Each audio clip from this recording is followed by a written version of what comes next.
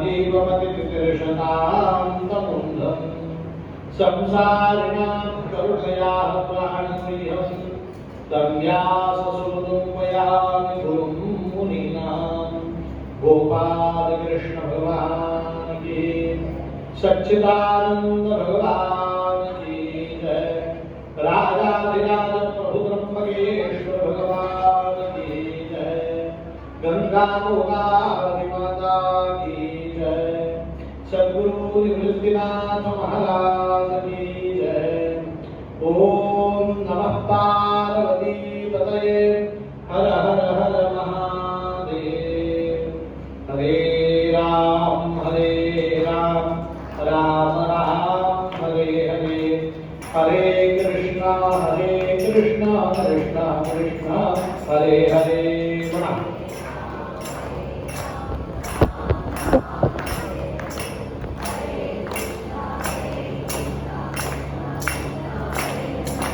हरे राम राम राम हरे हरे, हरे कृष्णा कृष्णा कृष्णा हरे हरे। तुम्ही ज्या आवाजात मदत कराल त्या आवाजात मी कथा सांगणार आहे. जेवढा तुमचा आवाज तेवढाच माझा.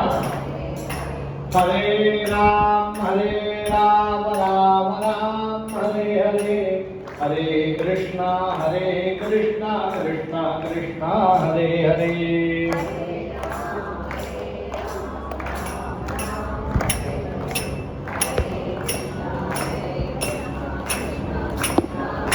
गोपाल कृष्ण भगवान की जय. इंदीवरेन्द्र मणिसुंदर बिंदिरेशम मंदीकृतेन्द्र दिव्यवृंदमनंत वीर्यम मंदस्मित प्रसरनंदित लोकवृंदम वंदे दिनेन्द्र कुलनंदन रामचंद्रम आपदामपहर्तारं दातारं सर्वसंपदां लोकाभिरामं श्रीरामं भूयो भूयो नमाम्यहम्. राजाधिराज प्रभु रामचंद्र भगवान की मनोजवं मारुततुल्य वेगं जितेन्द्रियं बुद्धिमतां वरिष्ठं वातात्मजं वानरयूथमुख्यं श्रीरामदूतं शरणं प्रपद्ये. अतुलितबलधामं हेमशैलाभदेहं दनुजपददृशाणं ज्ञानिनां मकरगण्यं सकलगुणनिधानं बालराणाम् अधीशं रघुपतिप्रियभक्तं वातजातं नमामि. श्रूयतां देवदेवेषु नारायण जगत्पते त्वदीयेनावधानेन कथयिष्ये शुभाकथा. सगळ्यांनी म्हणायचं ओम हरये नमः, ओम हरये नमः, ओम हरये नमः. आजचा कथा प्रसंग. काल तुम्हाला मी सगळ्यांना परीक्षित राजाचं जीवनचरित्र सांगितलं. परीक्षितो राजर्षे जन्म कर्म विलापनं संस्थांच पांडुपुत्राणां वक्षे कृष्ण कथोदयम्. परीक्षित राजाला काल शाप मिळाला. आजपासून 7व्या दिवशी दक्षिणनाग तुला दंश करेल. का शाप मिळाला, कसा मिळाला याचं चिंतन आपण काल केलं. शुकमुनींनी परीक्षित राजाला या ठिकाणी शाबासकी दिली. का बरं? तर ते म्हणतात परीक्षिता तू सावध पुरुष आहेस, तू घाबरणार नाही. मृत्यू आज नाही, उद्या नाही, परवा नाही, 10 दिवसांनी नाही, 10 वर्षांनी येणार.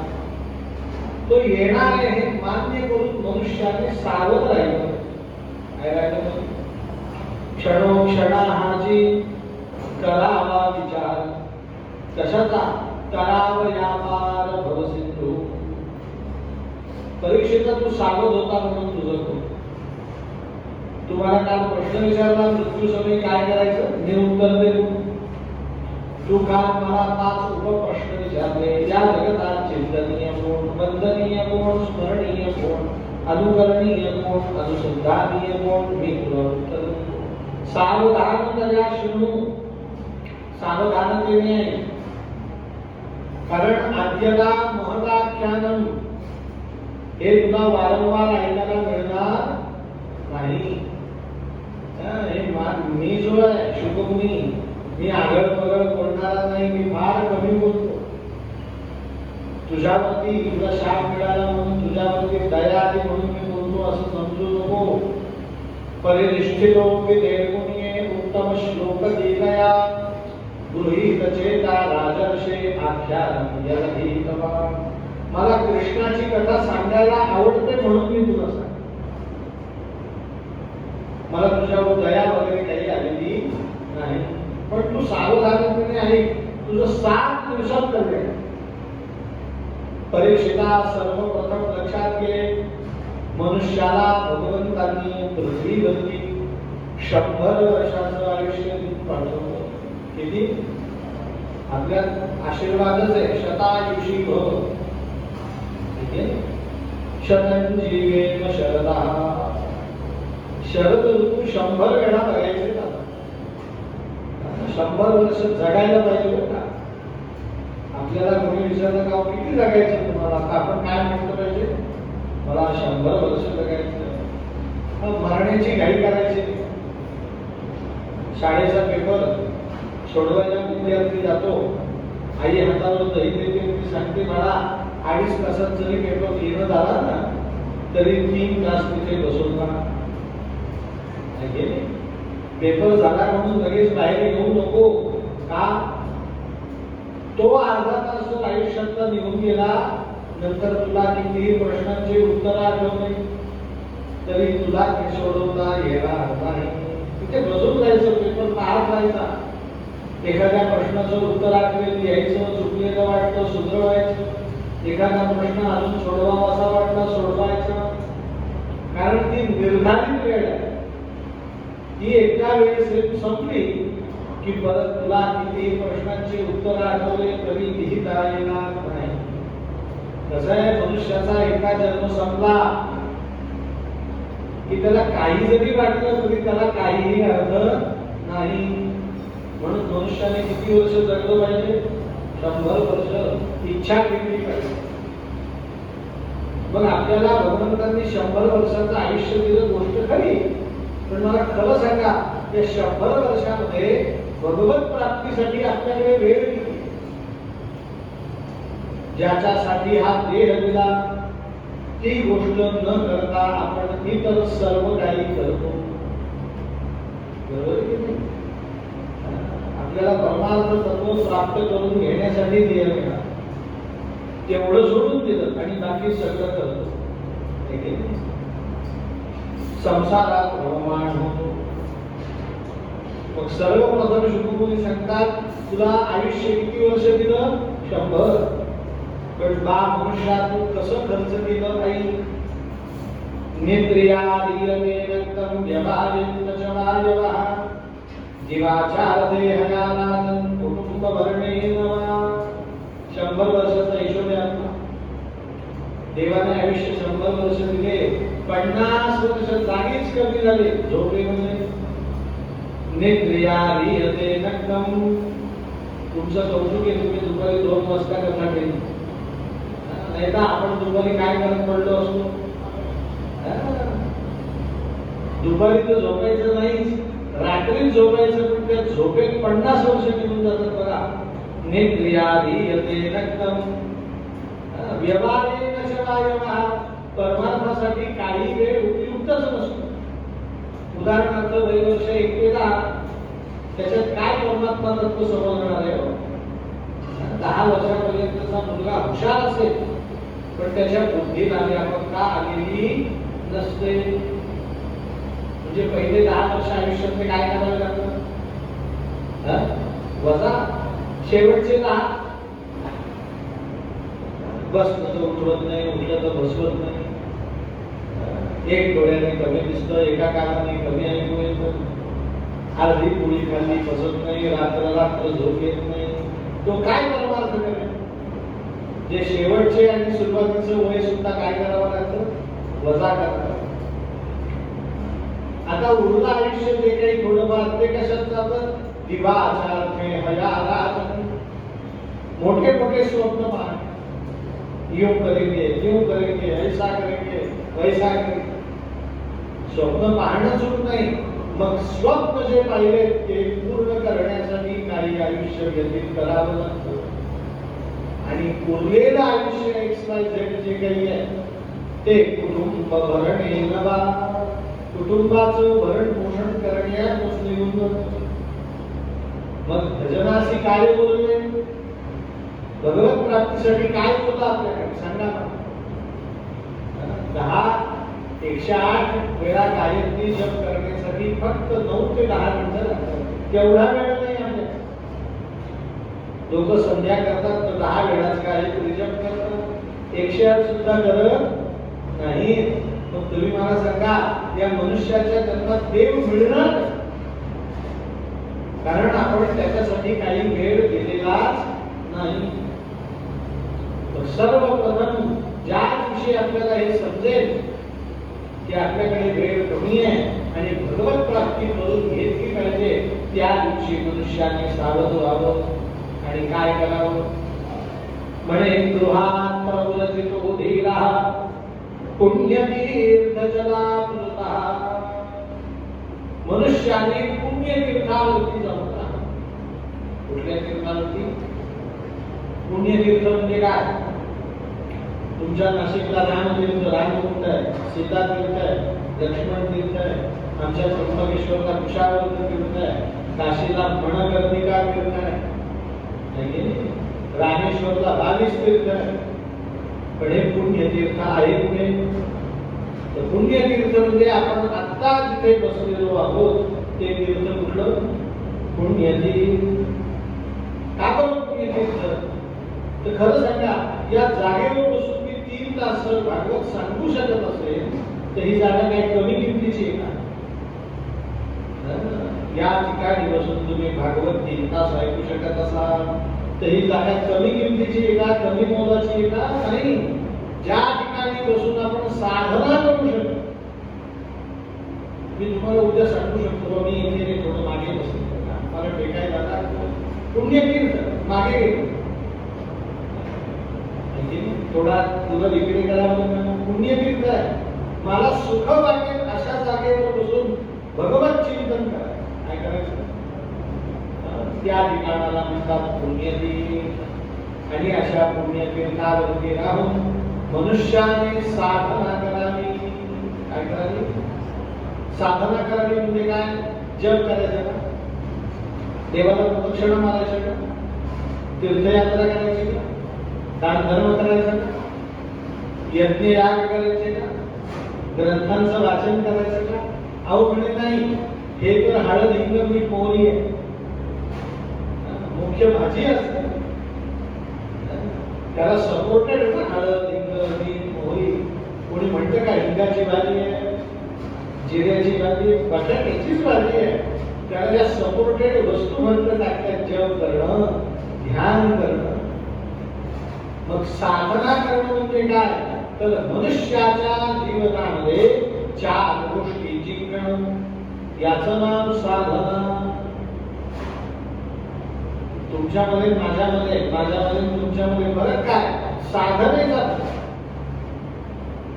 तुकाराम महाराजांचा देह आपल्यासारखाच होता, ज्ञानेश्वर महाराजांचा देह आपल्यासारखाच होता, बोधवतेकर महाराजांचा देह आपल्यासारखाच होता.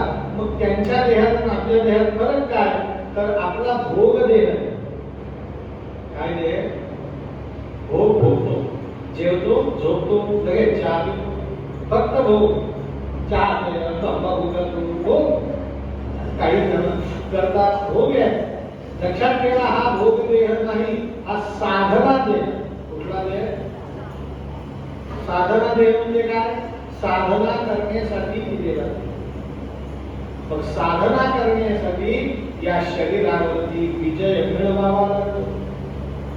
कोणावरती? मग शरीरावरती विजय कसा मिळवतात? म्हणे चितासनो जितश्वासो जितसंग होतेंद्रिया. साधना करायला सुरुवात केली की सर्वप्रथम जितासन, आसन जिंका. काय जिंका? आसन या शब्दाचा या ठिकाणी अर्थ आहे शरीर आणि शरीरातले अवयवांना जिंका. विनोद म्हणून सांगत नाही, मला जर आता ताटामध्ये 25 गुलाबजाम खाल्ले वाढले तर मी खाऊ शकलो पाहिजे, पचवू सुद्धा शकलो पाहिजे. याला म्हणायचं जितासन. आणि उद्या एकादशी आहे, पाणी सुद्धा द्यायचं नाही. आज 25 गुलाबजाम मी खाऊ शकलो पाहिजे आणि उद्या निर्जला राहू सुद्धा शकलो पाहिजे. आज माझी एकादशी, मी पाणी सुद्धा प्यायचं नाही. 3 वेळा मला चक्कर आली, 4 वेळा अशक्तपणा आला, खोटं. जितासन. मला रात्री गेल्यानंतर सकाळी 10 वाजेपर्यंत झोपता आलं पाहिजे. आणि सांगितलं आज रात्रभर झोपू नका, शिवरात्र आहे, तर जांभाई न देता जागा सुद्धा राहता आलं पाहिजे. झोपा म्हटलं तर झोपता आलं पाहिजे, जागा म्हटलं तर जागा राहता आलं पाहिजे. खरं सांगायचं, खोटं बोलायचं. तुम्ही कुठे राहता? तुम्ही कुठे राहता?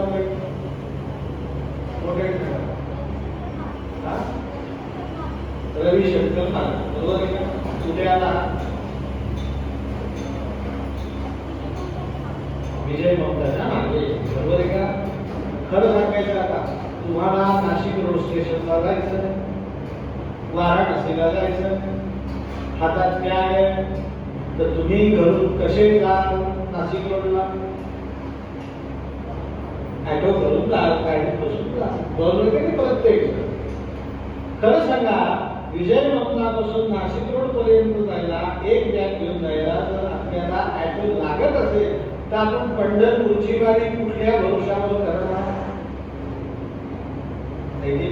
नर्मदा परिक्रमा कुठल्या जोरावर करणार? एक पिशवी तर तिथे घेऊन जाणार ना आपल्याला. या काही जातात बघा पंढरपूरला पायी. पंढरपूरला जायचं असेल तर रोज 30-35 किलोमीटर डोक्यावर पिशवी घेऊन, पिशवी घरकावर गाडीत ठेवली आणि हातात पाण्याची बॉटल घेऊन तर चालता आलं पाहिजे. हे कोण चालू शकतं? ज्याने जितासन, आसन जिंकलं. उद्यापासून तुम्ही नाशिक रोडला पायी जा असं मला म्हणायचं नाही. मला म्हणायचंय निराळं की आपली शरीर परमार्थासाठी अनुकूल ठेव. काय ठेवायचं? आपल्याला जर घरातल्या एक मजल्याच्या पायऱ्या चढता उतरता येत नसेल तर आपण 4 तास परमार्थ काय करणार? सर्वप्रथम शरीर परमार्थासाठी अनुकूल करणं ही साधना आहे. हे काय? मी तुमच्या इथे 3 तास करा सांगून दुसऱ्या ठिकाणी 3 तास सांगण्यात जिंकले का नाही मी दुखाला? मी गर्वाने नाही सांगत, तो बदलून घेतो, पण त्याच्यासाठी मला अनुकूल राहावं. जितासन. काल मी सांगितली 6 असता म्हणून माझा आवाज कमी झाल्यासारखा वाटला का? परमार्थासाठी शरीर काय ठेवावं लागतं? अनुकूल ठेवावं लागतं. हेच जर काल मी 2 कथा सांगून माझा आवाज बसवणारा असतो तर माझं शरीर परमार्थासाठी अनुकूल राहील असं मी म्हणेन का? म्हणजे साधना करणं म्हणजे काय करायचं? आपल्याला शरीर अनुकूल ठेवायचं. अनुकूल स्थितीतही आणि प्रतिकूल स्थितीतही शरीर आपल्या ताब्यात पाहिजे. लक्षात येते का माझं बोलणं? अवघड वाटतंय. जितासन, जितश्वासो, श्वास जिंकायचे. सांगण्याची गरजच नाही. आमच्या काही कधी काय म्हणतात माणसाला? डॉक्टर खोटा श्वास देतात, बँकेत देतात. श्वास कमी पडू द्यायचे नाही, श्वास पुरून उडू द्यायचे. कारण का? तर श्वासाचा संबंध मनुष्याच्या मृत्यू समयी मुखात येणाऱ्या नामाशी आहे. अंतकाळी मुखात नाम आलं च पाहिजे. च शब्द आहे. काय शब्द आहे? इंग्लिश मध्ये मस्ट. आलंच पाहिजे. आलं पाहिजे म्हटलं नाही. आलंच पाहिजे. कोणाच्या येतं ज्याचे श्वास चालू आहे. मी काही फार लांबवत नाही विषय, पण 100 पैकी 90 मृत्यू कोमात होता. खोटा खोटा श्वास चालू असतो. ते काढलं की मनुष्य मरणार असतो. लक्षात ठेवा, अंत्यकाळी भगवंतांचं नाम घेण्यासाठी शरीर पूर्ण सावध पाहिजे. कसं पाहिजे? सावध. मी नुसतं सावध म्हटलं नाही, पूर्ण सावध. ते पूर्ण सावधानता आपल्याला कोण देईल? तर श्वास जिंकलेले देईल. म्हणून आता आपण श्वास घेतोय, थोडे थोडे श्वास बाजूला काढून ठेवत चला. आपल्याला 10 रुपये मिळाले तर 1 रुपया सेव्हिंग करतो की नाही, आपण बाजूला काढून ठेवतो. श्वास सुद्धा बाजूला काढून ठेवा. म्हणे आम्ही ठेवायला तयार आहे. म्हणजे काढतात कसे ते सांगा. एकच सोपा उपाय, प्राणायाम परम पदम. माणसाने 1 मिनिट कमीत कमी आणि जास्तीत जास्त 24 मिनिटं प्राणायाम करावा. किती मिनिटं? उगीच 2-2 तास करत बसायचं नाही. 24 मिनिटं प्राणायाम पुरेसा. सकाळी 5, 5:30, 6, 6:30 अगदी 7 वाजेपर्यंत भरपूर वृक्षराजी तिथे अशा शुद्ध वातावरणात सूर्यनारायणाचा कोवळा प्रकाश अंगावरती पडतोय. अशा ठिकाणी जाऊन प्राणायाम करावा. तो प्राणायाम काय करतो? तर शेवटपर्यंत श्वास पुरवतो. सगळा खेळ कशावर आहे? श्वासांवर आहे. म्हणून रोज प्राणायाम केला. पण तिथे शब्द फार सुंदर वापरला, प्राणायाम हा परम बलम. बलम शब्द वापरला. बल. तुम्हाला सोपं सांगतो, काजू खाऊन, बदाम खाऊन, पिस्ते खाऊन, दूध पिऊन, व्यायाम करून, रनिंग करून जे बळ मिळत नाही ते बळ प्राणायामाने मिळतं. सर्वोत्कृष्ट बळ कशात आहे? प्राणायामात. म्हणून प्रत्येक मनुष्याने रोज प्रयत्नपूर्वक प्राणायाम केला पाहिजे. तुम्ही रोज प्राणायाम केला तर प्राण जाण्याच्या समयी सुद्धा तुम्ही सावध राहा. श्री राम जय जय राम असं म्हणून प्राण सोडा. तेवढी सावधानता करून देत तुम्हाला प्राणायामामध्ये. जितासन, जितश्वास. तिसरी गोष्ट जिंकायची, जितसंगो. चांगल्याच्या संगतीत राहायचं. संग जिंका. चुकीची संगत लागली की आयुष्याची रंगत बिघडते. सध्या सीझन आहे म्हणून उदाहरण देतो. आंब्याच्या पेटाऱ्या तिथे आंबा पोहोचले ना, 12 आंबे, 1 खराब आहे. 1 खराब आंबा 11 जणांना बिघडवतो. पण 11 चांगले आंबे एकाला सुधरवू शकत नाही. लक्षात ठेवा, 11 आंबे कशाने बिघडले? संगतीने. आपलं आयुष्य कशाने बिघडलं? संगतीने.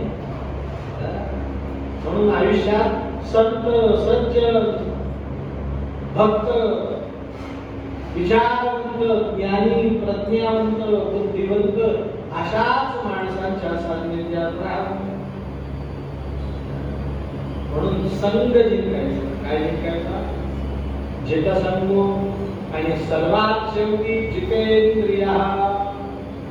इंद्रिय जिंकायचे. शरीरातला प्रत्येक अवयव आपला दास असला.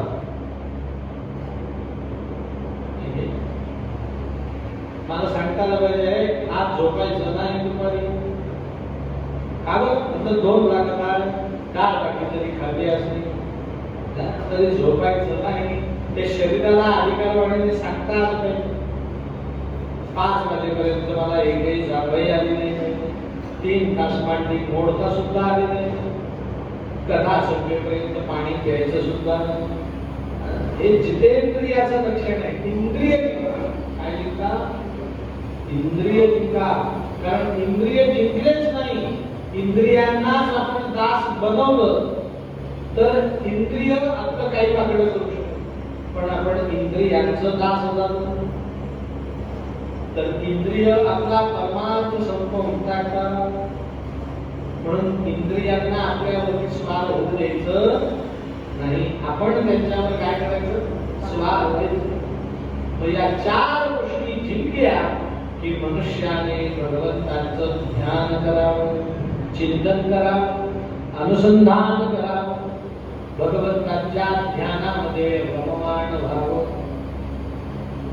परीक्षित राजाने विचारलं, महाराज आम्ही कोणत्या देवाचं ध्यान करावं, कोणत्या देवाचं चिंतन करावं, कोणत्या देवाच्या अनुसंधानात राहावं, कुठल्या देवाची उपासना करावी? कारण आमच्या हिंदू धर्मशास्त्रामध्ये 33 कोटी देव आहेत. तुम्ही एखाद्या ज्योतिषाला पत्रिका दाखवून एक म्हणेल गणपतीची उपासना करा, दुसरा म्हणेल मारुतीची करा, तिसरा म्हणेल देवीची करा, चौथा म्हणेल कृष्णाची करा, पाचवा म्हणेल महादेवाच्या नागाची करा. एक वाक्य आहे का कोणाच्या बोलण्या? आम्ही काय करावं ते?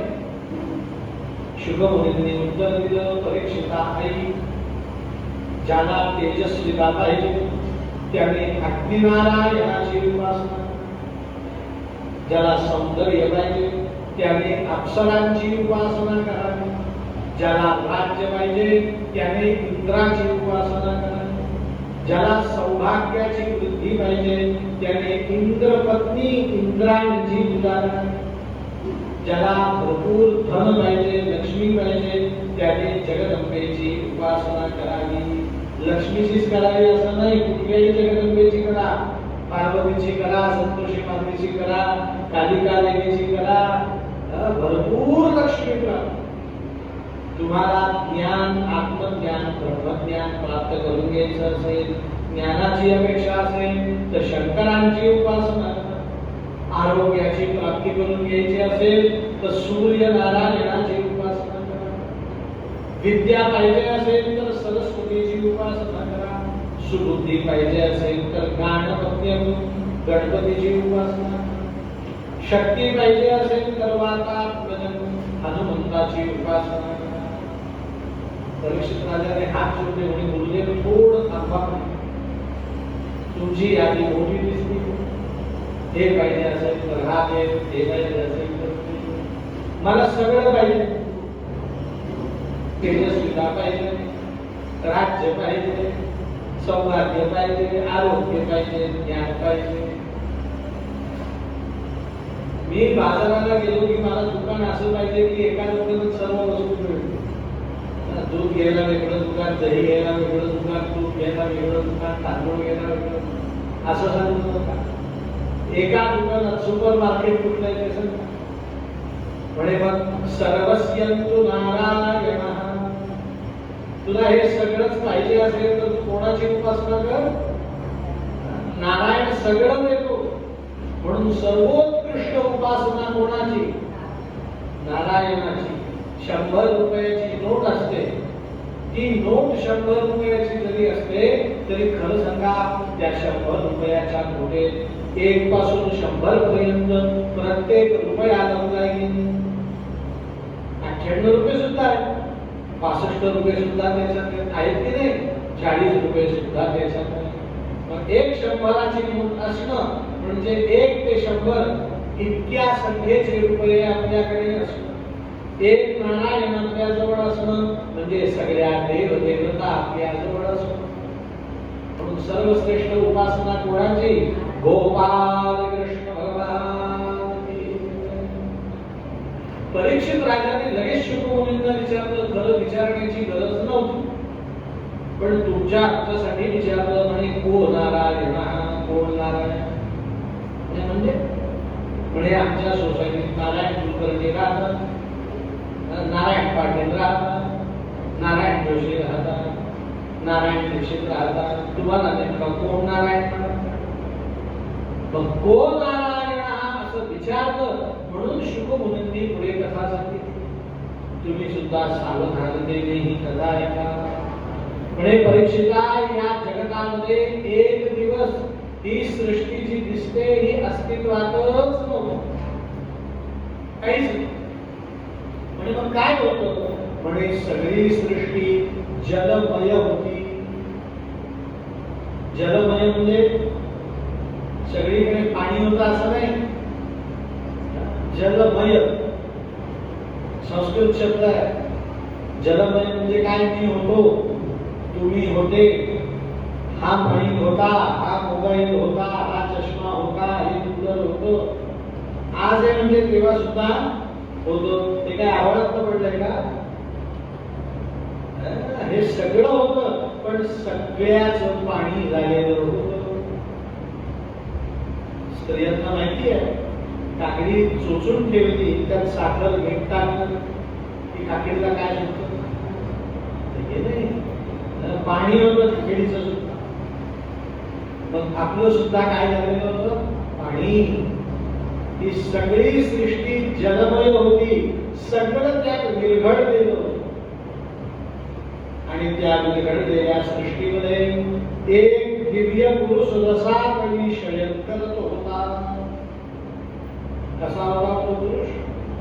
अवाढव्य, ज्याची लांबी, रुंदी, उंची, खोली कोणीही सांगू शकत नाही.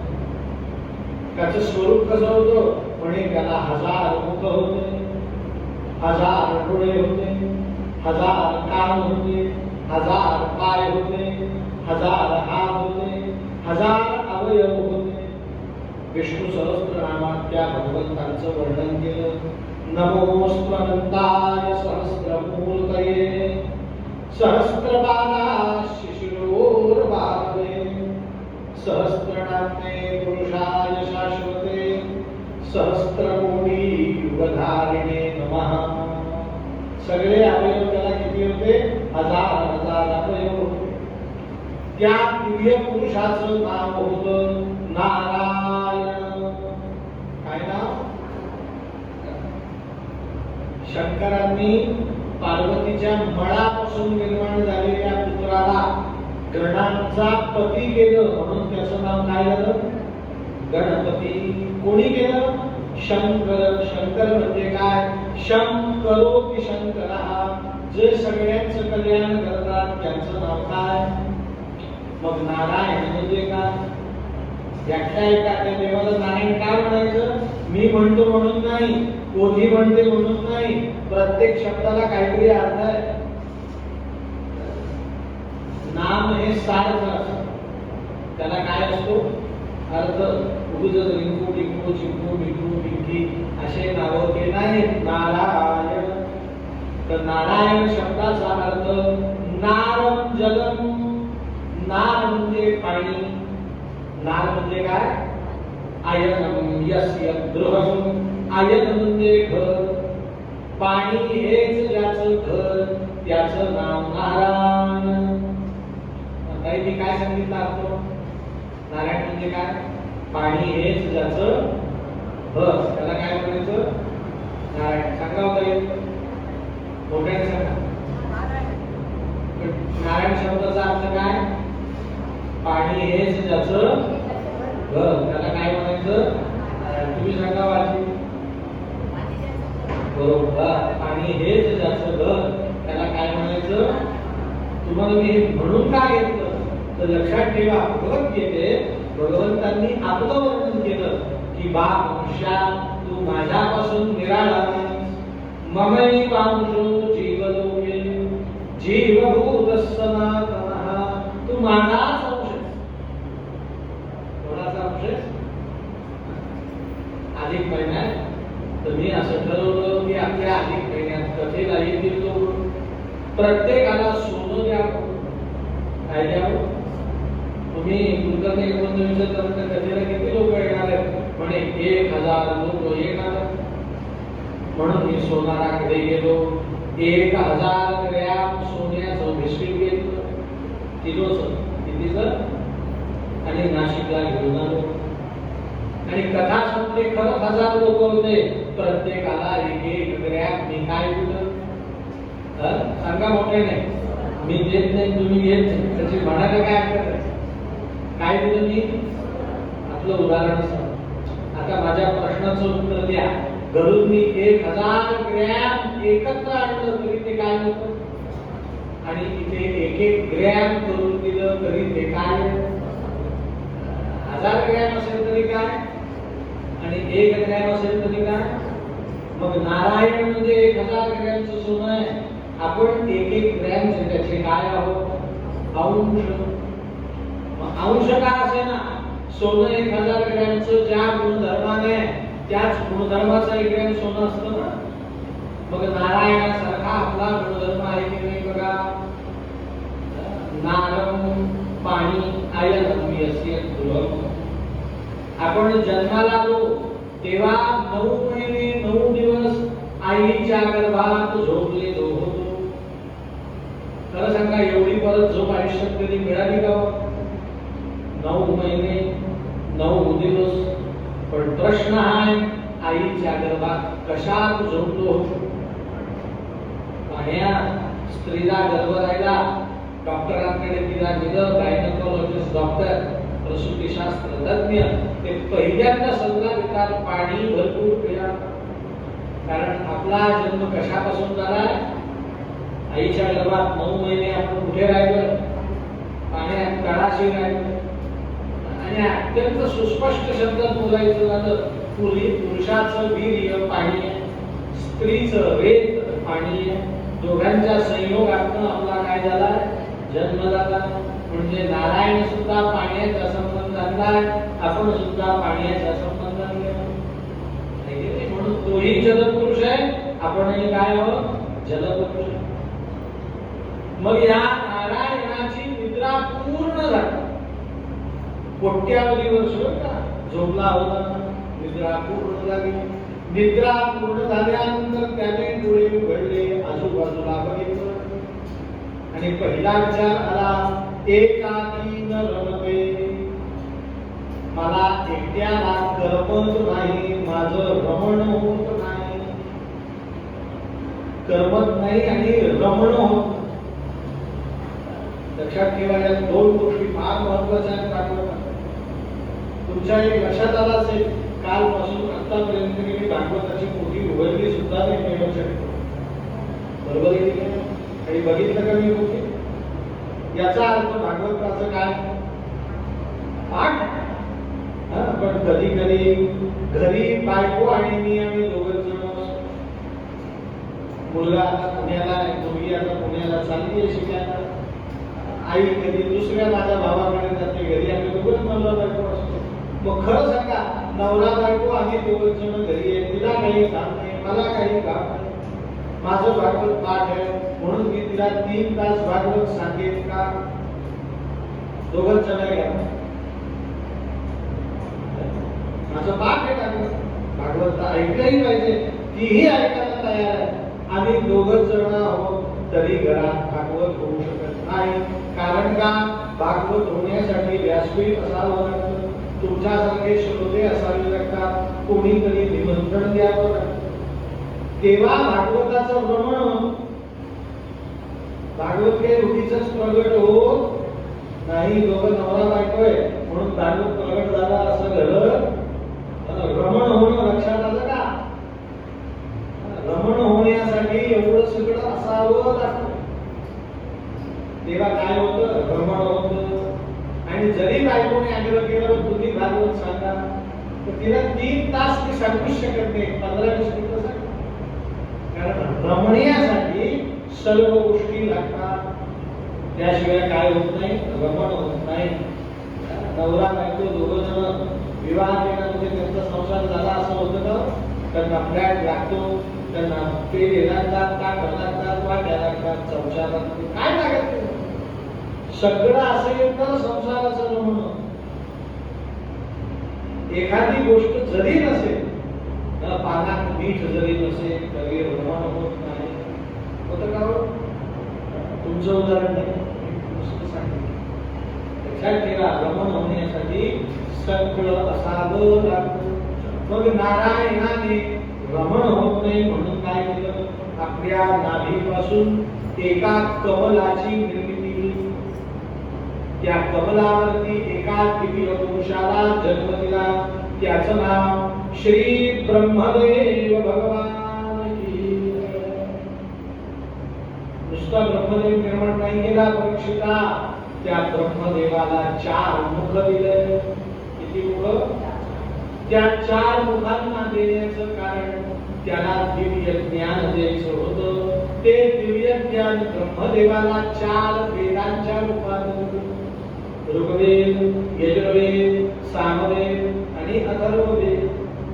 मग चार वेद आहेत, तर चार वेदांना म्हणण्यासाठी किती मुख दिले? चार मुख दिले. पण नुसते चार मुख आणि चार वेद दिले असं नाही, तर चार प्रकारच्या वाणी दिल्या. परा, पश्यंती, मध्यमा आणि वैखरी. ब्रह्मदेव वेदांचाही स्वामी आहे आणि वाणींचाही स्वामी आहे. तो अधिकारी पुरुष. तो कसा पुरुष आहे? ब्रह्मदेवाला वेद दिले, चार प्रकारच्या वाणी दिल्या, तरी ब्रह्मदेवाला भय वाटायला लागलं. भय म्हणजे घाबरायला लागलं. का बरं? तर चारही बाजूंना पाणी, समुद्रच म्हणा, आणि त्या समुद्रात फक्त एक कमळ, आणि कमळावरती मी एकटा. तुम्हाला काय आनंद येईल का? कल्पना करा, तुम्हाला एकट्याला झोपेची गोळी दिली, काय दिली? नावेत टाकलं, झोपलेले तुम्ही नावेत टाकलं, नाव घेतली, समुद्रात मध्यभागी झोपवली, आणि मी निघून आलो. 4 तासांनी तुमची झोप उघडली. तुम्हाला खायचं ठेवलंय, प्यायचं ठेवलंय, रात्रीची वेळ आहे, दिवसभर तुम्ही झोपलेले, रात्री 12 वाजता डोळे उघडले. चारही बाजूला अखंड समुद्र, मोठ्या मोठ्या लाटा, तुमची नामाशी अशी होतीये आणि तुम्ही एकटे आहात. लोकांना प्रायशः समुद्रात जायला आवडतं, पण या परिस्थितीत तुम्हाला आवडेल का? तुम्हाला आनंद येईल का? भय येईल? खरं सांगा, का भय येईल? मुद्दा हा. भागवतात सांगितलं की ब्रह्मदेव घाबरला, नवे नवे रडला. तो का रडला? तर ते रडण्याचं कारण आपण जन्माला आलो त्यावेळेस आपण का रडलो, हे दोनही कारण एकच आहे. ब्रह्मदेवाच्या लक्षात आलं, या समुद्रात मी एकटा, एकोहम. आपण सुद्धा संसार रूपी सागरात कसे आहोत? एकटे आहोत. आपण हे मान्य करत नाही. वस्तुतः तुमचं कुटुंब 10 जणांचं असेल, पण संसारात तुम्ही एकटेच आहात. एक उदाहरण, अंतकाळी पत्नीची, पतीची, मुलांची, सुनांची, नातूंची कितीही इच्छा आपल्याला मदतीला येण्याची असेल, कोणी येऊ शकतं का? खरं सांग. इच्छा आहे सगळ्यांची, आपल्या वडिलांना मदत करावी, आपल्या पतीला मदत करावी, आपल्या भावाला मदत करावी, आपल्या मामाला. कोणी करू शकतं का? मुद्दा आपले भोग आपल्याला भोगावे लागतात. भागवतात आजच्या कथेची समाप्ती होईल. आपण एकटं जन्माला आलो आणि एकटं जाणार आहोत. या शब्दात आपण जन्माला कसे आलेलो आहोत सांगा? एकटं. जाणार कसे आहोत? एकटे. मग आपण कालही एकटे होतो, आजही एकटे आहोत, उद्याही एकटेच असणार आहे. ते ब्रह्मदेवाला समजलं म्हणून तो रडला. आपल्याला समजलं पण आपण मान्य करत नाही, म्हणून आपल्याला रडू येत नाही. ब्रह्मदेवाला ते समजलं, त्याने ते मान्य केलं, म्हणून तो काय करू लागला? रडू लागला. मग त्याचं भय निवृत्त व्हावं, त्याने रडू नये म्हणून नारायणाने युक्ती केली. आपल्याला सुद्धा रडू येणार नाही, त्याच्यासाठी ती युक्ती आपणही वापरायची. नारायणाने केलं काय? 4 वेदांचं सार काढलं. त्या वेदांचं सार 4 श्लोकांमध्ये तयार केलं आणि त्या 4 श्लोकांना भागवताचं रूप दिलं आणि ब्रह्मदेवाला 4 श्लोकांमध्ये भागवत सांगितलं. त्या 4 श्लोकांना म्हणतात चतुश्लोकी भागवत. काय म्हणतात? मी इकडचं तिकडचं काही न सांगता सांगतो, भागवत ऐकलं नाही तोपर्यंत ब्रह्मदेव घाबरत. भागवत ऐकलं, त्याचं भय संपलं, घाबरणं संपलं. म्हणून भागवतात आज्ञा दिली आहे की भागवत ऐकून मला म्हणजे तुम्ही घाबरणार नाही. भागवत न ऐकता मरायचं आणि शास्त्राने आज्ञा केली आहे की मनुष्य मेल्यानंतर भागवत करावं ते कनिष्ठ आहे. जिवंतपणे भागवत ऐकून मला ब्रह्मदेवासारखं आपलं भय काय होतं, नष्ट होतं.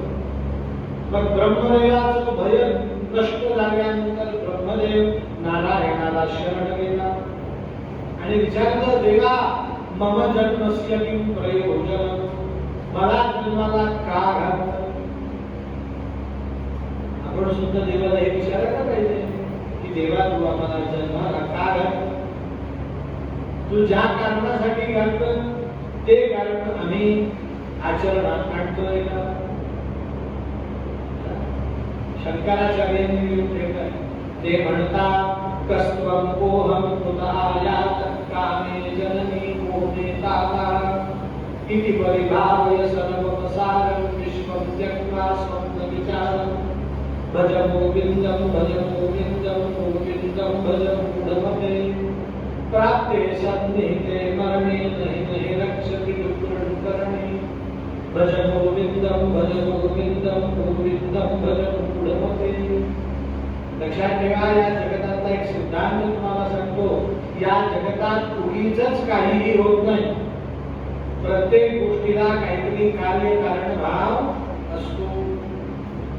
भागवत सांगणारे हजारो माणसं, मीच तुम्हाला भागवत का सांगतो, हजारो जणांबद्दल मीच का, त्याला काहीतरी काय कारण आहे. भागवत ऐकणारे हजारो लोक आहेत, पण माझं भागवत तुम्हीच का ऐकता, याला सुद्धा काय कारण आहे. तसंच मी याच आईच्या पोटी जन्माला का, मी याच वडिलांच्या पोटी जन्माला का, मी याच घरात का जन्माला, याच कुळात मी जन्माला का, या कुळात जन्माला येऊन मी असं का वागलो, हे सर्व जाणून घेतलं. अजाणतेपणी संसार करू नये. आपण संसार कसा करतो, मराठीत म्हण म्हणून पाडा म्हणतात, अंत आश्वचे सगळं अंदाजे आपल्या संसाराचं लग्न नाही.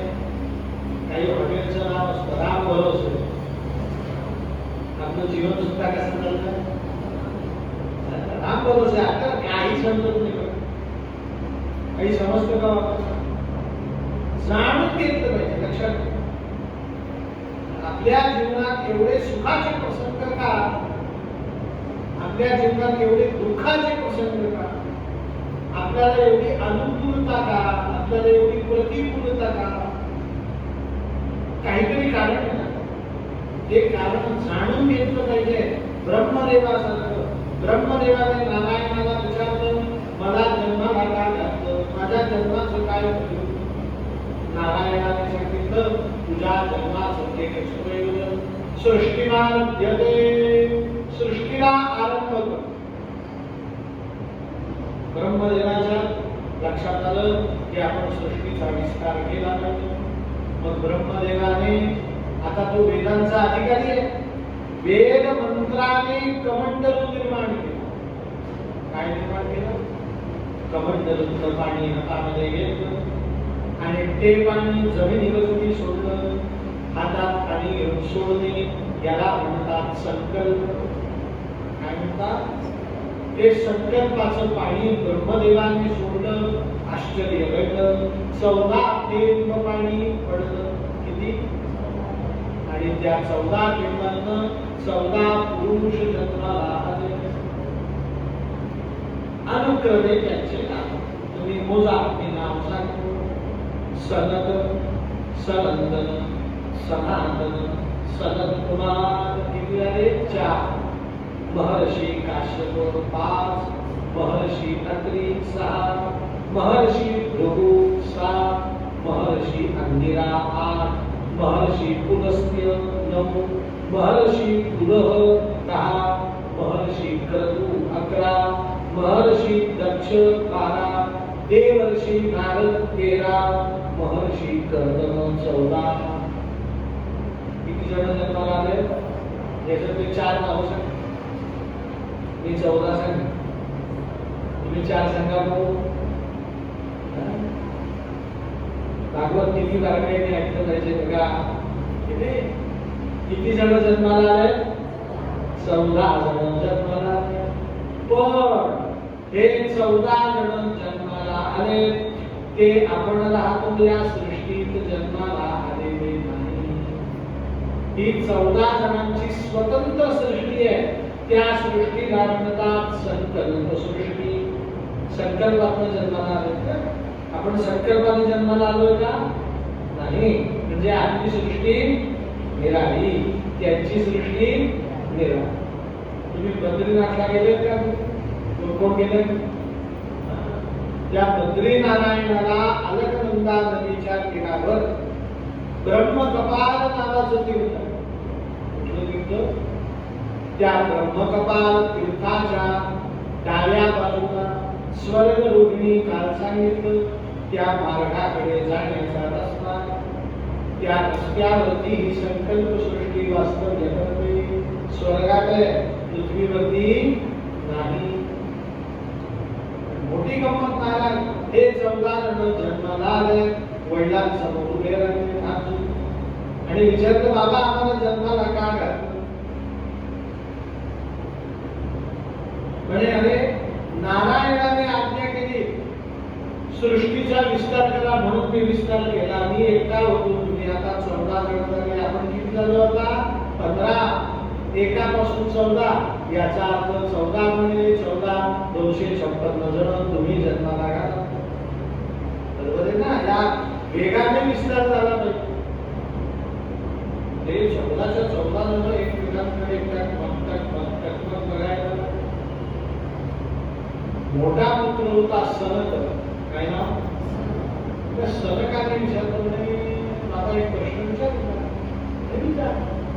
म्हणजे ज्या तुम्ही संततीला जन्माला घालायला सांगता त्याचा अर्थ असा होतो की तुम्ही संसार करा असं तुम्ही सांगत आहात.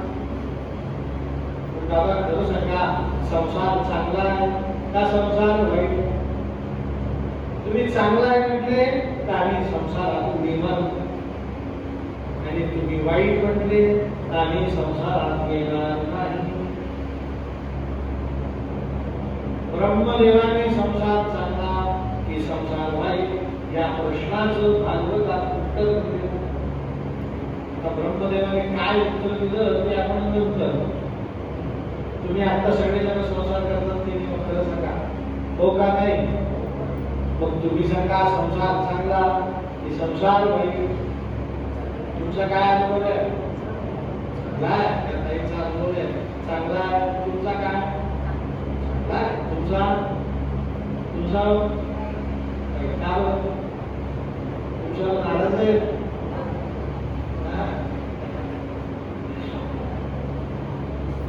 लक्षात ठेवा, संसार कितीही चांगला म्हटला तरी त्याला चांगलं म्हणता येत नाही. संसारात 3 दोष आहेत. किती? त्या 3 दोषांमुळे संसार कालही वाईट होता, आजही वाईट आहे, उद्याही वाईट असणार. कुठले 3 दोष? तर पहिला दोष संसारातला, संसार कितीही केला तरी पूर्ण होत नाही. एक उदाहरण देतो. शंकरांचा आणि पार्वतीचा संसार पूर्ण झाला नाही तर मनुष्याना तुका कथा आपलं पूर्ण होणार आहे का? हो, संसार कधी पूर्ण झालाय? मग जो पूर्ण होणार नाही त्याला सांगलं कसं म्हणणार? तुम्ही मला भागवत सांगायला आल्यानंतर मी सांगितलं भागवत सांगायला येईल बरं का मी, पण मी पूर्ण सांगणार नाही. चालेल का? मला कोणी बोलवेल का? संसार कितीही केला तरी पूर्ण होत नाही, मग संसाराला चांगलं कसं म्हणायचं? आज कधीचा 2रा दिवस आहे, अजून 5 दिवस बाकी आहे. तुम्ही एक उदाहरण सांगा की यांचा संसार पूर्ण 5 दिवसात एक नाव सांगा. आहे का उत्तर? जे संसारात पहिली त्रुटी येते मी विनोदाने सांगतो, तुम्ही विनोदाने ऐका. नवरा जर बायकोच्या आधी गेला आणि त्यांच्या लग्नाला 70 वर्ष जरी झाले असते तरी बायकोची तक्रार आहे अर्ध्या वर्षावरून घेते. 70 वर्ष संसार केला तरी ती काय म्हणते, किती वर्ष आयुष्य दिलं म्हणजे पूर्ण होणार. लक्षात ठेवा, संसार कधीही कोणाचाही पूर्ण होऊन, पहिली गोष्ट लक्षात आली, संसार वाईट का दुसरं काय. संसार या शब्दाचा अर्थ आहे, खरं का खोटं तुम्ही सांगा, सतत मनाविरुद्ध जगणे नाम संसार. आपल्याला असं वाटतं सगळं मनासारखं होईल, आजपर्यंत झालं नाही, उद्या मी त्याची आशा आहे म्हणून आपण श्वास घेतोय. खरं सांगा, संसार म्हणजे काय, सतत मनाविरुद्ध जगणे. हे खरं आहे का खोटं आहे. मनाविरुद्ध जगणं मान्य करतो मनुष्य, पण सतत मनाविरुद्ध जगणे याचं नाव संसार. दुसरं वैकुंठ आणि शेवटचं संसारातलं वैकुंठ, संसारातली त्रुटी. सम्यक सारयती संसार. तिसरा दोष आहे की तुम्ही अगदी वाघ सिंहासारखे का पराक्रमी असे ना, योग्य वेळ आली की तुम्ही आपोआप बाजूला सारले जाता. तुम्हाला सुद्धा समजत नाही आपण सर्व कसे. आपल्याला वाटतं मुलगा आपला आहे, सून आपली आहे, पण हळूच आपली रवानगी थोडी होते.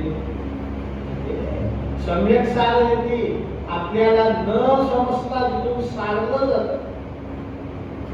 त्याचं नाव काय, संसार. खरं का खोटं.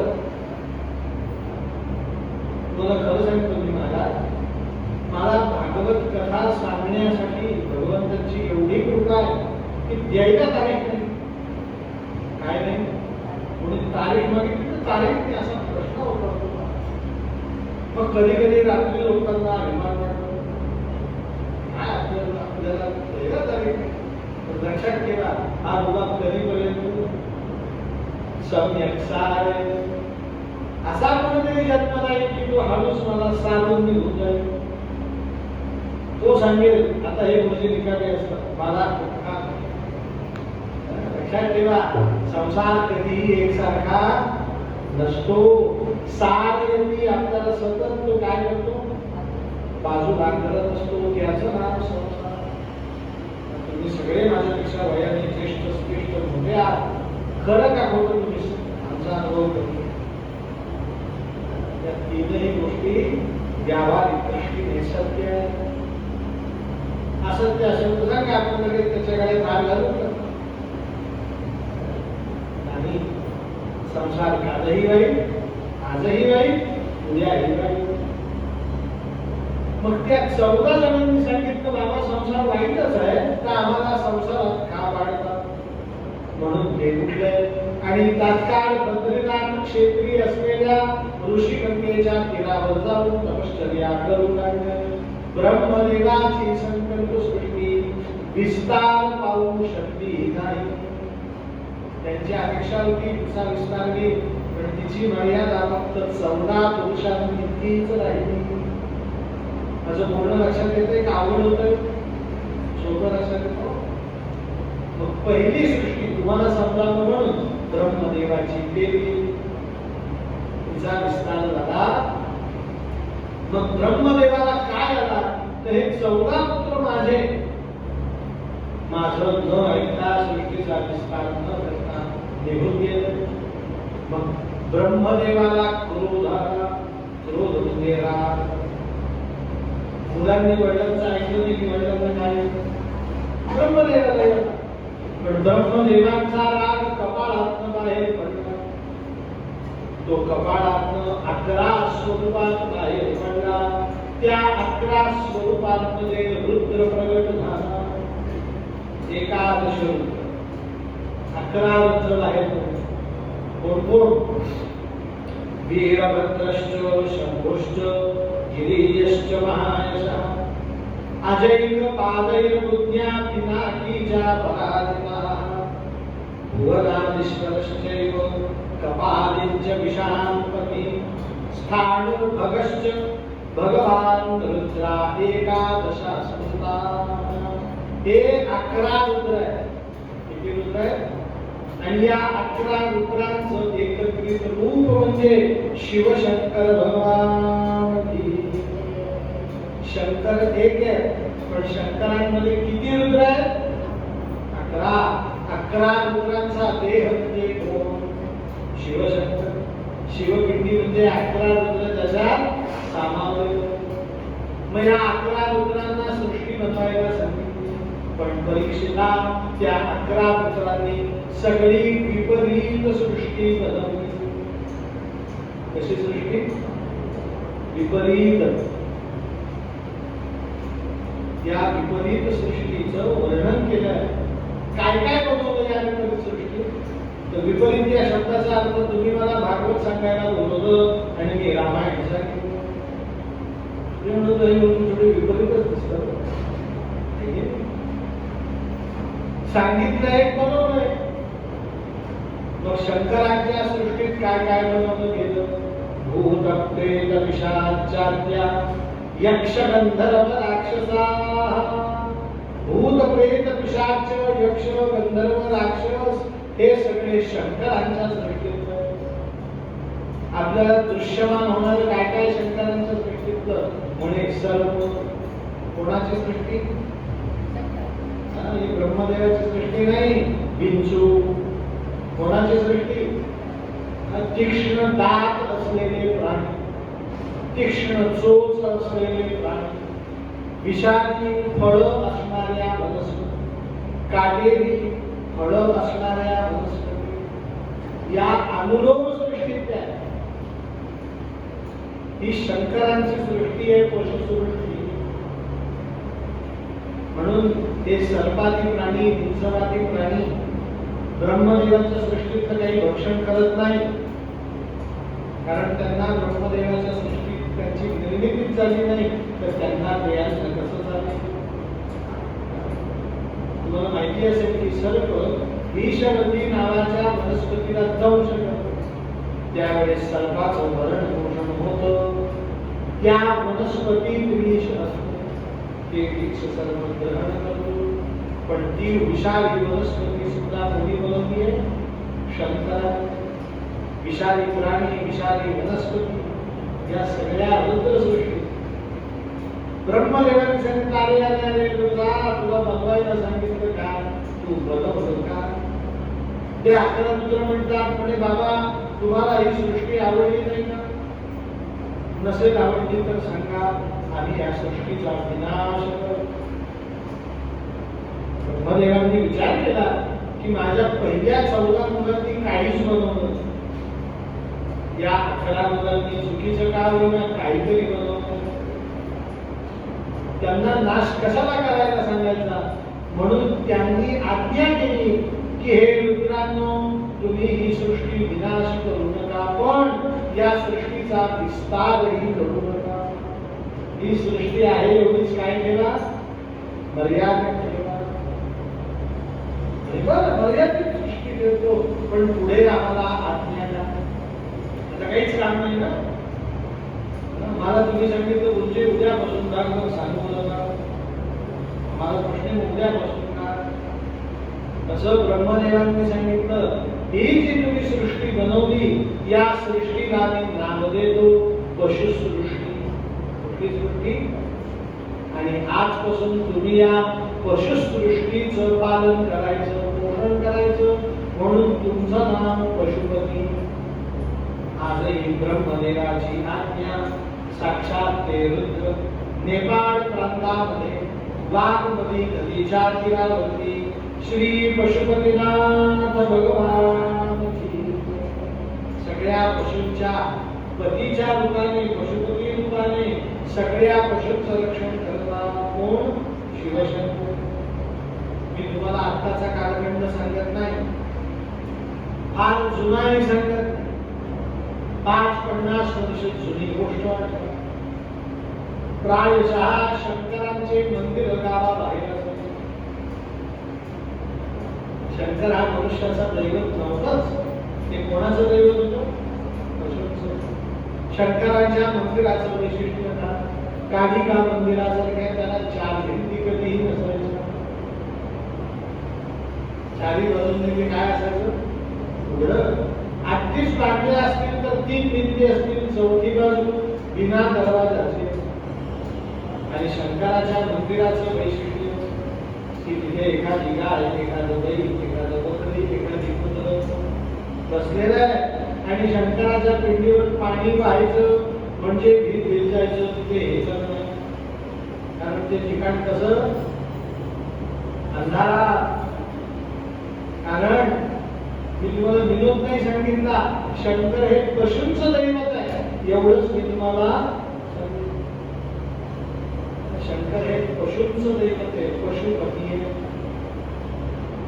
ब्रह्मदेवाच्या लक्षात आलं की आपली सृष्टी विस्तार कशी पावणार.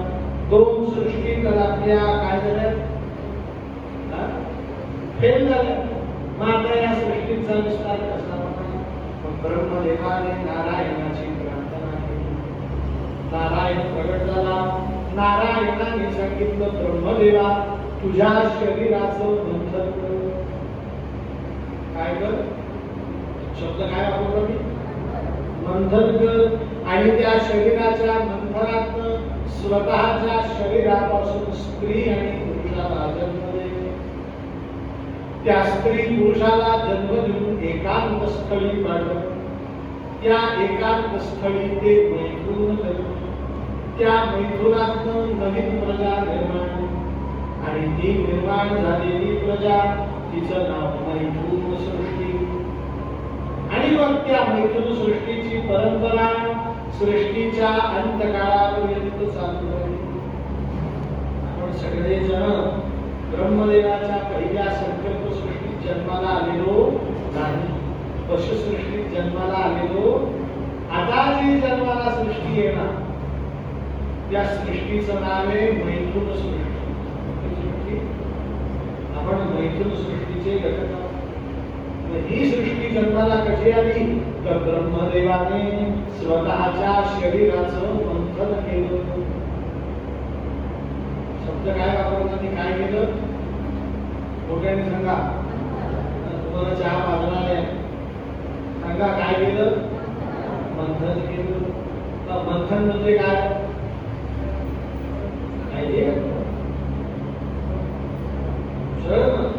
पण नुसतं घुसळणं असं त्याचा अर्थ होत नाही. मंथन ही फार मोठी प्रक्रिया आहे. तुम्हाला काहीच उदाहरण देतो.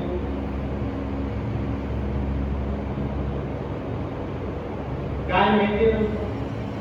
गाय चरायला सोडतो जंगलात. तर ती गाय चरताना तसं बारकाईने तुम्ही निरीक्षण करा, गाय काय खाते? तर अग्रम चरंतीना. ती ज्या झाडासमोर गाय उभी राहते त्या झाडाचे अग्र भाग असलेले पानं खाते. पूर्ण पान खात नाही. किती पान खाते? फक्त पुढचं दुसरीशी ताजं कोमल. अग्रम चरंतीना. बस सगळ्या वनस्पती खाते. औषधीना. कुठल्या वनस्पती खाते? औषधी वनस्पतीच खाते. मग त्या औषधी वनस्पती खाण्यासाठी वने सगळ्या वनात पोटभर पानं खाते, चारा खाते. आता गाईचं खाणं झालं की गाय सावलीला येते. ती रवंथ करते. रवंथ माहितीये ना? शांत चित्ताने रवंथ करते. सकाळी 8ला सुटलेली गाय 12 वाजेपर्यंत पानं खाते. 12 वाजता सावलीत जाते. 4 वाजेपर्यंत रवंथ करते. 4 वाजते ती घरी जायची, तिला घाई होते.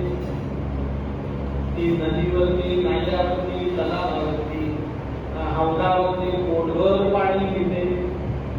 पाणी पिऊन घरी येते. घरी आल्यानंतर गोठ्यात आपल्या जागेपर्यंत उभी राहते. गाय हे मालक पाहतो, तिला पाहतो आणि मालक थोड्या वेळाने दुधाचं भांड घेऊन तिच्या जवळ जातो आणि दुधाचं भांड घेऊन ब्रह्मदेव जे सांगतात, ब्रह्मदेवा तुझ्या शरीराचं मंथन कर. तसं त्या गायीचा मालक त्या गायीचं मंथन करतो. काय करतो? दोहन करतो. आणि ते दोहन मंथन केलं की गायीने सकाळपासून ज्या काही औषधी खाल्ल्या त्या औषधींचं आपल्याला सार करतं. गायीचं दूध सर्व औषधी आहे. काय आहे? गायीचं दूध काय आहे? मोठ्याने सांगा. सर्व औषधी. एक ग्लासभर देशी गायीचं दूध पिणं हे जगात सर्वोत्कृष्ट पाणी. कारण त्या गायीने सगळ्या औषधी वनस्पतींचा अर्थ पोटामध्ये धारण केला. नुसता धारण केला नाही तर आपल्याला त्या गायीचं दोहन करून त्या अर्काचं सार मिळालं. काय मिळालं? सार. ब्रह्मदेवाचं सगळं वैदिक ज्ञान, सगळं भागवताचं ज्ञान, ब्रह्मदेवाची प्रतिभा, या सगळ्यांचं दोहन केलं ब्रह्मदेव. कुठे केलं माहितीये का? ब्रह्मगिरी पर्वतावर. कुठला पर्वत? आमच्या त्र्यंबकेश्वरला ब्रह्मगिरी आहे, तो नव्हे. हा ब्रह्मगिरी पर्वत हिमालयात आहे. कुठे आहे? कैलास पर्वताच्या शिखर रांगेत. त्या ब्रह्मगिरी पर्वतावरती ब्रह्मदेवाने दोहन केलं. आम्ही तुम्हाला समजेल पचेल एवढंच बरोबर सांगतो. किती वर्ष दोहन करायला प्रयोग केलं माहितीये का? भागवतात संख्या सांगितली थोडी थोडी नाही, 60,000 वर्ष. किती? या जगात पहिल्यांदा जे काही घडलं ते घडण्यासाठी कोणाचं तरी फार मोठं धोरण असतं. उन्हाळ्याचे दिवस आहेत, 26 मे तारीख आहे, खूप गरम होत आहे, म्हणून माझ्याजवळ कूलर लावलं. म्हणजे काय फक्त वाटत ना 5,000 रुपये खर्च केले, कूलर आणलं पटकन. मला काय वाटतं? थंड. पण असं कूलर बनवल्यावरती थंड वाटू शकेल असा विचार करून ते प्रत्यक्षात कूलर बनवण्याला जो मनुष्य पहिला होता त्याला हे बनवताना किती तप करावं लागतं सांगा मला. त्याला तो शोध लावण्यासाठी 5-25 वर्ष लागले. आज फक्त आपल्याला काय लावायचं? तुम्हाला कोणाला गोळीचं नाव माहितीये का? सॉर्बिट्रेट. काही नसलेले माणसं ते भाग्य होतं. ही गोळी माहिती असतात की नाही? त्यांना हार्ट अटॅक येऊन गेला, त्यांना सोबत कधी येऊ शकतो. तर तो येऊन येण्याचे लक्षण दिसले की ती गोळी घेऊन टाकायची. ती खिशात असते, ती घरी ठेवून बाहेर फिरायचं. ती कुठे ठेवावी लागते? खिशात. ते गोळीची किंमतही फार नाही, 3 रुपयाला गोळी. किती रुपयाला? ती एका योग्य वेळी घेतली गेली तर 3 रुपये किंमत. आणि ती खिशात असून घेतली गेली नाही, कोट्यावधी रुपयाचा किंमत. किती रुपये किमतीचा? ही गोळी 3 रुपयाची हे सांगायला जिवंत तर राहिली नाही. लक्षात ठेवा, ती 3 रुपयाची गोळी माणसाचा हार्ट अटॅक तात्काळ थांबवतो. तर त्या गोळीची मार्केट व्हॅल्यू 3 रुपये असू द्या, तिचा शोध लावणाऱ्या माणसाला ती गोळी बनवताना किती महत्प्रयास करावा लागतो, किती ज्ञानाचं एकत्रीकरण करावं लागतं, किती प्रकारांनी अभ्यास करावा लागत असेल, किती जीवांवरती त्याचा प्रयोग करावा लागला. आपल्याला फक्त ती आता घ्यायची आहे पाणी. या जगात पहिलं जे काही असतं ते फार अवघड असतं. तुम्हाला आता भागवत आहे, तुम्हाला एवढंच माहिती 1:30 वाजता घरून ग्रंथ पावडर करायची, पाण्याची बॉटल घ्यायची,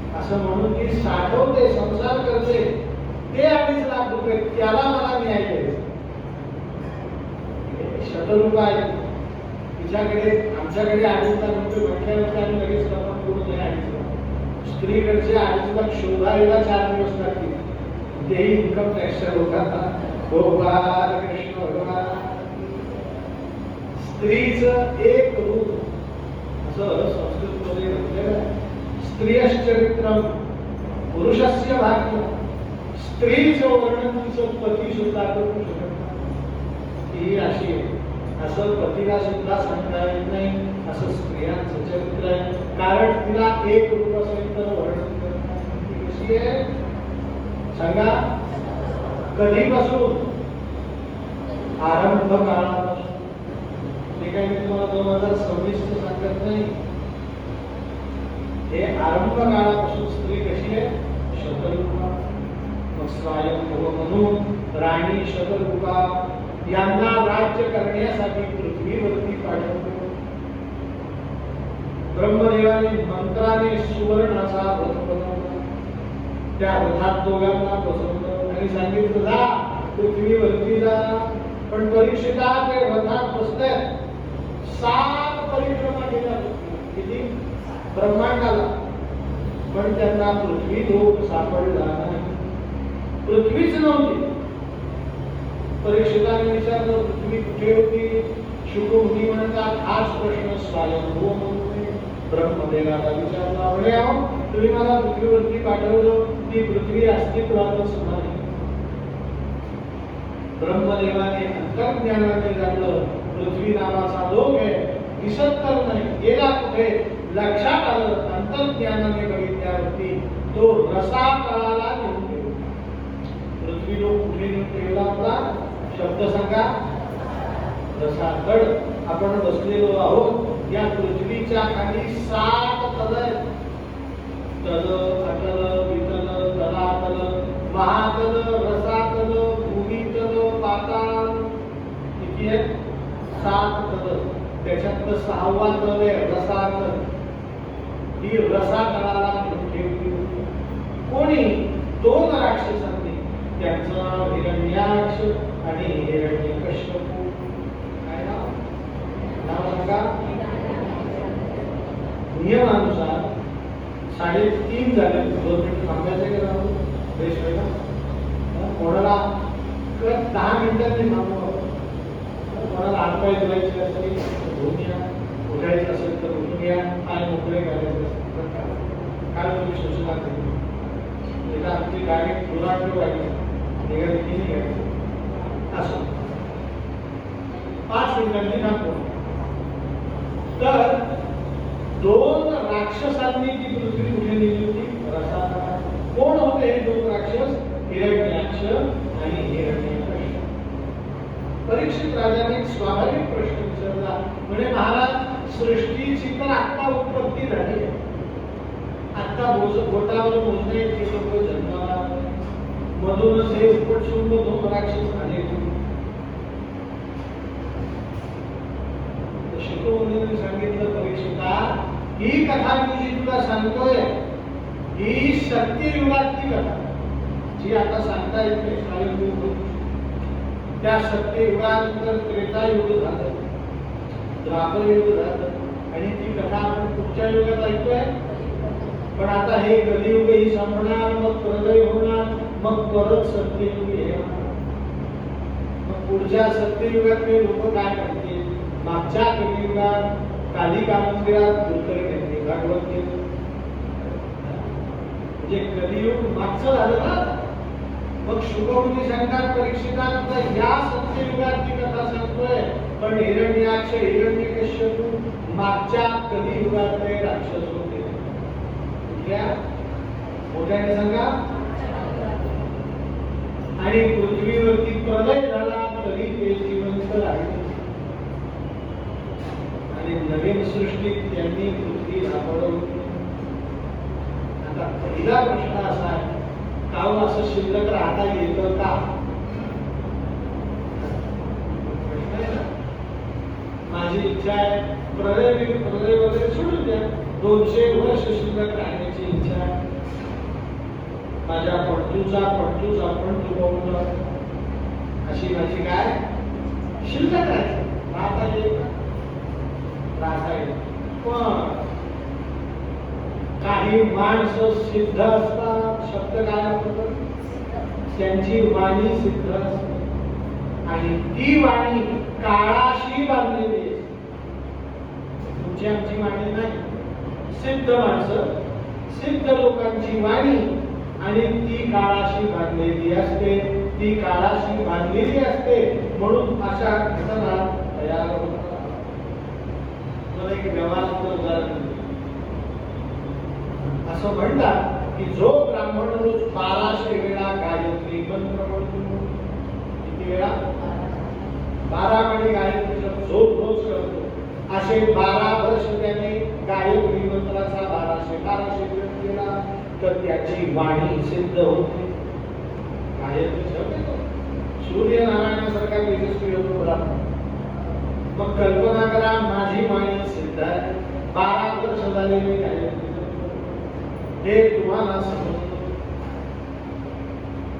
आपला विषय चाललाय काही गोष्टी काळाशी बांधलेल्या असतात. मग तुम्ही माझ्या जवळ आले म्हणे गुरुजी म्हटलं काय? म्हणे हा माझा मुलगा आहे याला धनच मिळत नाही. म्हटलं असं धनवान भव. माझी वाणी सिद्ध आहे ना. मी काय म्हटलं? धनवान भव.